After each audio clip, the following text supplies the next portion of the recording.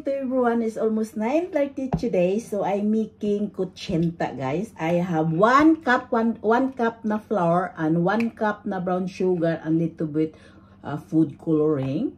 Ito na siya, guys, dahil pupunta ko sa yung sa niece ko mamaya. So that is it. And then gumamit tayo ng 2 cups na water. I-mix lang natin dahan-dahan, guys. Ganyan lang.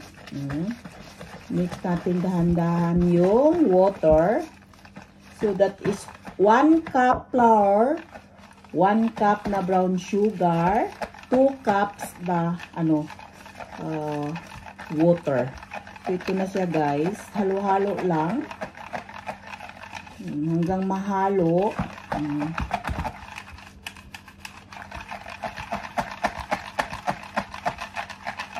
Yan. And I have the glass here. I-drain natin, guys. Yan. Gumamit tayong strainer. At i-drain natin yan.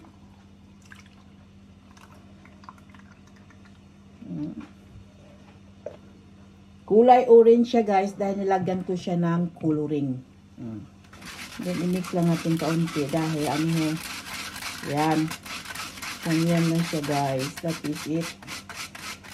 Parang yung niya, buo-buo na natin madre-drain. Kailangan yan talaga na madre-drain yung buo-buo. Yan. And then, meron pa. So, i-drain natin ulit. Ganyan, napaka-simple gumawa ng kutsinta, guys. Ito lang. And then, i-drain natin ulit. Yan. Meron pa siya. Diba napansin niyo yung mayroon pa siya. And then, ganyan lang. I-drain ulit. How many times na-drain na siya, guys. That is it.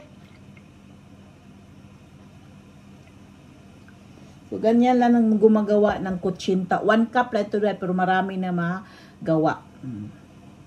So, the next natin gawin, yung lye water. So, mayroon tayo ng lye water. Gumamit tayo ng 1 teaspoon lang, guys. Yan. Yan. And then, paghalo natin ulit.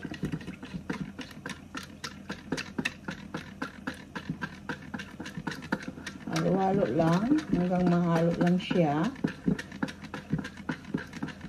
Napaka-simple gawa. Gamit lang tayo nga nito. Parang madalian ito, guys.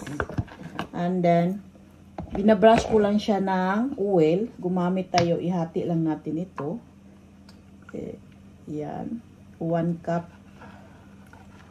May tayo ng 1.5 cup.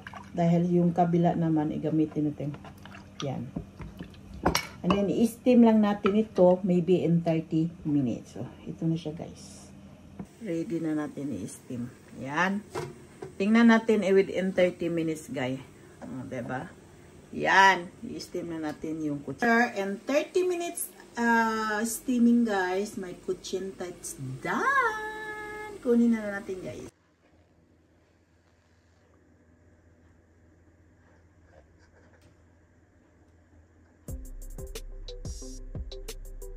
Here we are. Here we are.